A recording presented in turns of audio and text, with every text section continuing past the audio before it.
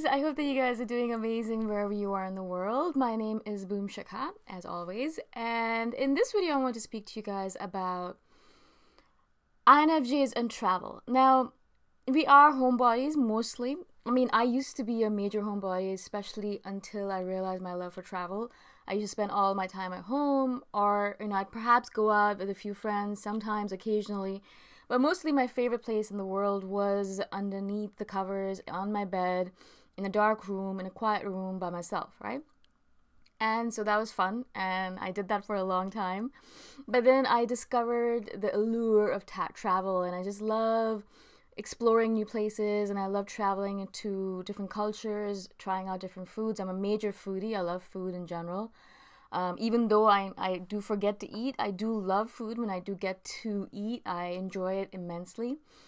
And I just love meeting new people. I just love seeing new cultures and the way different people in different worlds have set up, in different countries have set up their cities and their countries differently. You know, how you could just be across the border from one country to another, and you notice a major difference in the way people dress and the way they speak.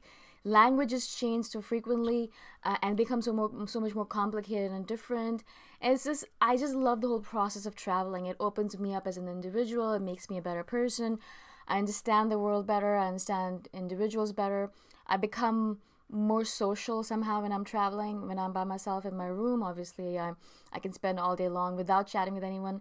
But when I am traveling, I am excited to meet new people, and I am social, surprisingly, mostly.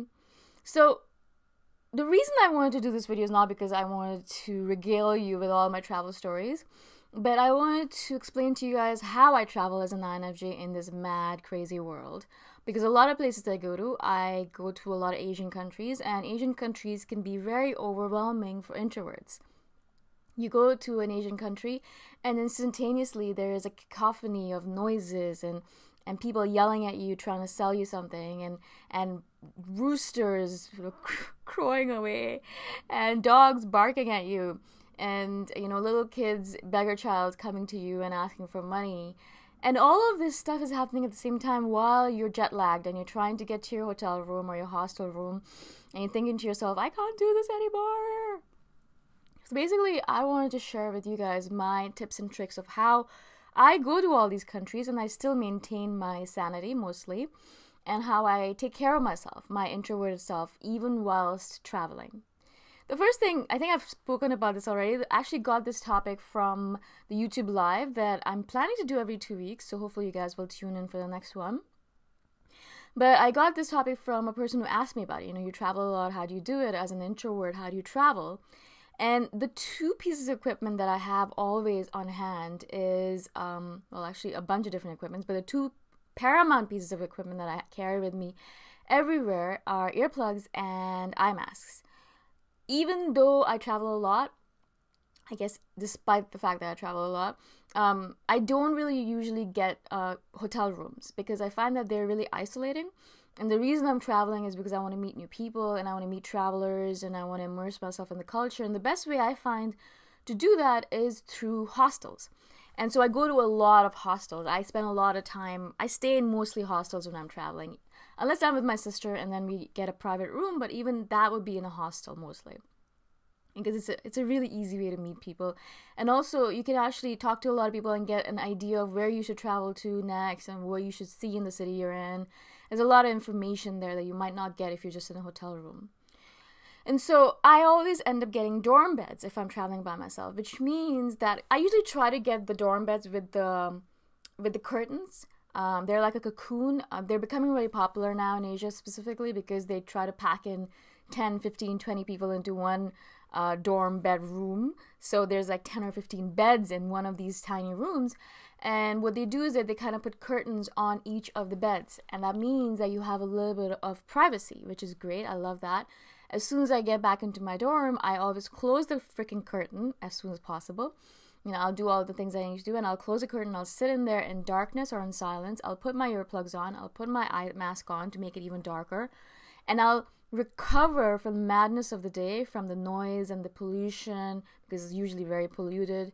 Not only noise pollution, but light pollution and air pollution and water pollution, And so I'll get back there and I'll just kind of recover myself. I'll recharge myself by sitting in that cocoon. I also usually have internet, so I'll just sit there. That's another thing I always do as soon as I get to a new country is nowadays it's so easy to get a SIM card. I'm actually really surprised when people don't get SIM cards when they travel to a new country, even if it's for a week. It's one of the most important things to be connected to not only your friends back home to make you feel less alone and less lonely, but also to be connected to the internet in general. What if you're lost and you have no way of getting back to where you're supposed to be going to? Or you're lost and no one speaks English around you, which happens a lot in these countries. Or you're lost and you just have no idea how to explain to someone that your hostel is orange and it's next to the station that looks like a horse, but you don't really know what the name is. You can Google that and you will seriously get the answer to that question. And so the first thing I always do as soon as I get into a new airport is I will get a SIM card and obviously I'll exchange money. Now, if I don't already have the currency of that new country, I try to get it in the previous country I was in. So if I'm in Thailand, I'll try to get the currency for the next country, like Malaysia, in Thailand itself, or I'll get it at the airport. I know the rates are not that good, but it is the way to do it. I like having a little bit of cash just so that it's kind of like a safety mechanism for me. In case something happens, I have cash to tide me over until I get to the hostel. And then once I get to the hostel, then I can ask them about the best exchange rates and all that, and then I can exchange my money properly. And the SIM cards. Every airport nowadays, the ones I have been to at least, except for China, every airport has a place where you can buy a SIM card. So if I've been to Malaysia, I bought the SIM card. Even if I've only been there for 5 days, I get the SIM card because once I have the SIM card, I can call the hostel and tell them I'm going to be late, or I can ask them where they are, or I can check online how to get there, how to walk there. I can check online how to get there by bus or TTC, or by metro or by subway, whatever it might be. And it makes my life so much easier. And I think for an introvert, especially for an INFJ, just knowing where you are, knowing where all the exit routes are, knowing the escape routes, knowing how to get to your hostel, all of these things are so important and so crucial.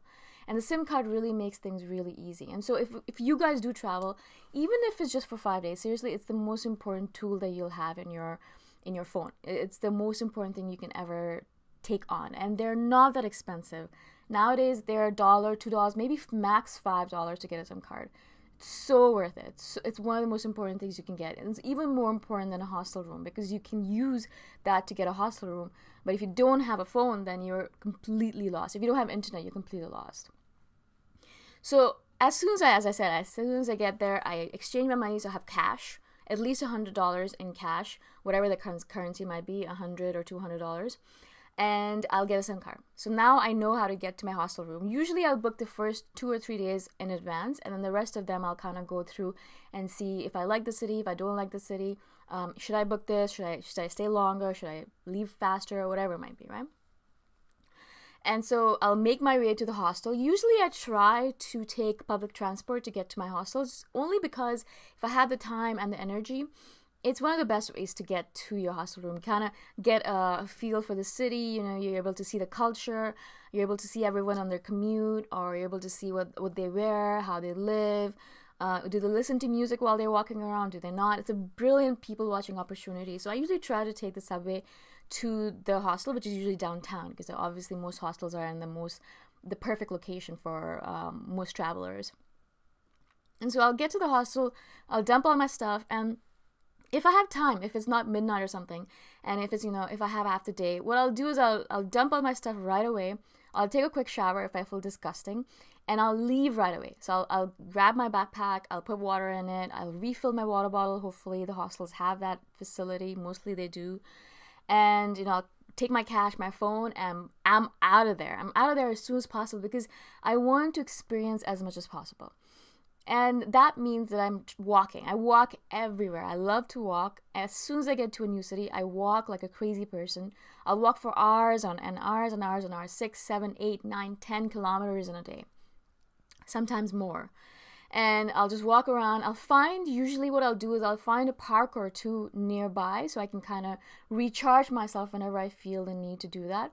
I'll find out all the washrooms are. A lot of these places, a lot of new cities have, a lot of the Asian cities at least, have public washrooms that you can use for 10 or 15 cents or something like that. And I'll just kind of find a place to eat. I find that if I have taken a shower, if I've done all my stuff and it's safe in a hostel, I know where my hostel is, and I have some food in my belly and some water in my backpack, I feel good. I feel rejuvenated. I feel ready to take on the world. And then I'll do my thing. I'll roam around and I'll get tired. Obviously, it's the first day. Maybe I'm jet lagged. And I'll go back home. And as I said, I'll go back into my cocoon. I'll hide in that little curtained coffin-like place, and I'll sit there in the quiet, in the calm, with my earplugs on, no noise around me, no people, just me and my thoughts and my wonderings about the new place I'm in and the excitement that I'm feeling about the fact that I'm in a new place. I love that first day when you come into a new city. It is the best feeling in the world, because even though other people have explored that city already, you feel like it's your first time. Obviously, it is your first time in that city, and you feel like you're kind of breaking a frontier. You're kind of exploring it for the first time, and it feels really, for me, it feels like one of the best feelings in the world. And so I get really excited. I get really, even just talking about it and thinking about the next place I'm going to go to gets me really, really excited. The next morning, obviously, I try to get a really good night's sleep that first night, because I know the next morning, as soon as I wake up, I'll take a shower, I'll have breakfast. If they have free breakfast, I'll have it. If it doesn't look good, then I'll go find some breakfast nearby. Again, Google is really good for that. You know, look for a good cafe nearby, look for breakfast places nearby, ask your hostel or your hotel room. And then you go off, and I just walk again. I just walk and I walk and I walk and I walk, and I find a park and I hide in the bathroom in really nice hotels. Usually in Asia, they have really, really nice hotels where you can just go into the hotel room without anyone bothering you, and you can find a really nice washroom to go just relax in for a little bit. So I'll just find a nice washroom, and I'll just kind of wash my face. I'll chill out for like 2 or 3 minutes, 5 minutes, and I'll rejuvenate myself, and then I'll go back out again, right? Now, I usually love traveling on my own. The only other person I travel with is my sister, and sometimes my parents. But mostly, my favorite thing in the world is to be on my own in a new city, exploring it, learning about it, seeing new people. And as an INFJ, I noticed that I don't really have to work at making friends. Even in the hostel, people will come talk to me. Even when I'm walking around outside, if I'm sitting in a park, random people will come and chat with me. If I'm sitting in a temple and just relaxing in the Buddhist temple, relaxing and chilling out, people will come talk to me. And so I never have a really hard time finding people to talk to. And I've never had a problem with loneliness when I travel. I actually never, ever feel lonely. In fact, sometimes I feel like overwhelmed, because there's so many people wanting to talk to me and wanting to learn about my life and where I'm from, that I really have to literally run away from all these people and hide in a corner. So these are a few of my tips that I use in order to travel. I hope that this is kind of useful for you guys. I could talk about this stuff forever because I love traveling. But if you guys have any specific questions at all, please message me anytime. I'm always here to answer, obviously. I cannot do any more videos outside because it's getting really cold and there's freezing rain and it's like -2 and -10, and it's just not nice. I wish I could. Maybe when I'm back in Asia again, I'm going back in Jan. Then I'll be able to do more videos outside. Until then, I hope that this is fine with you guys and hope you guys enjoy the content. I'll see you guys in the next video. Bye for now.